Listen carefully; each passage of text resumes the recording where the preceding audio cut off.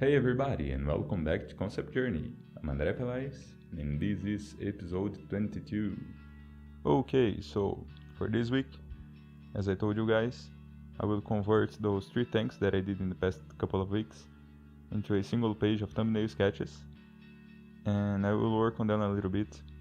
The whole process of this video took me about 40 minutes, 45 minutes, and basically what I do in this episode is transform those very simple sketches into a more presentable form of ideation. And the way that I do that, I first of all bring I'm sorry if you are hearing the dog barks on the background, but it distracted me right now. But I've been trying to record this and it just doesn't stop, so please forgive me about that. But anyway, moving on. The way that I do this is simply picking them up, putting on the same file, and I also bring the grayscale value that I added on every single one to this video. To this file, I didn't want it to lose that work, but to pop up those sketches a little bit more, I add a grayscale to the background instead of leaving it white. So basically my thought process is like this. The background must be true values somewhere between a 9 or an 8 and a 3 on the grayscale in terms of value, because my sketches, they have a total black, which is the line work and the black parts, and they have a total white, which is basically just white. And in order for it to pop out from the page, it must differ in value. So if my background is grayscale only, everything that is very, very white and very, very black will pop out immediately when you look to the page. Also, something that I did in order to pop it out a little bit more is I add a simple gradient on each tank. It goes basically a little bit black or darker if you prefer. It goes a little bit darker on the bottom of each tank, simulating a top light, which is the same light that I used to add the grayscale shading on every single one. And another thing that I did on this episode, other than adjusting the value structure of each tank, is I was trying to work some detail on these tanks. The first sketch on all of them, actually,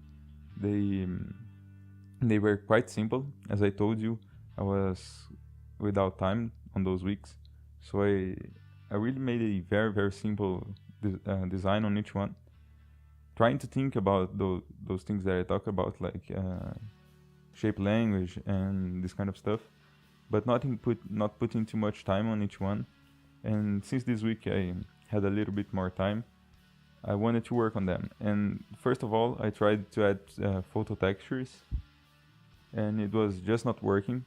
And I thought that for this step in the process, it was better to keep the designs just on ideation and not using too much auto reference in terms of adding photo or elements that were not designed by me. And of course that I still use reference pictures that I'm looking on elements that must be on the tank, but not pulling out those photos from outsourcing them. It keeps my design a little bit cleaner, and if I had to put a photo in there, I would have to work a lot more to make them presentable as well. So the way that I add those details, as you can see, it's very simple. I just go about pulling out some shapes or adding a couple of gear things on the vehicles. The place where I got this inspiration, it's from simply war machinery, more older machinery. If you look at military stuff, they basically have full-on utility, so they don't care too much about design. And of course, that's a weapon of war. When you are at war with someone, you don't care if they find your tank beautiful or not. As designers, we have to think about it, but in real life, the war machinery, it's basically full-on function, so they seem very clustered with equipment.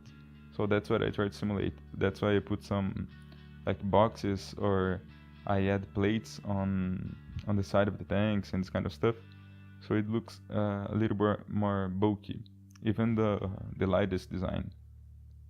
And on top of that, it adds to the visual noise that the overall design presents when you look at the whole page. Simply, your brain looks at the amount of lines and the more quantity of details on the image, and it fills up thinking that's a lot more detailed than it all really is, you know. That's the way you see things. That's why sometimes people pull out reference from photos and just slap the photo on the image, and it already looks very, very detailed, because your brain fill up the gaps that your eyes cannot see. And that's probably subject for another video, but you can have a notion for that in this video, and I'll probably talk about it on the next one, where I will take one of these designs and paint it up, and maybe I'll add some photos and this kind of stuff. And yeah, then I just add a label to my design, and I'm finished up with this page. And yeah, this is gonna be it for today. I hope you liked the video, and if you do, don't forget to give it a like and subscribe to see more in the future. Also, don't forget to follow my social media to see more of my work. And if you have any comments, suggestions or tips, or anything related to that you want to talk about, please don't forget to leave a comment on the section below the video. I hope to see you guys next week, and thank you for watching!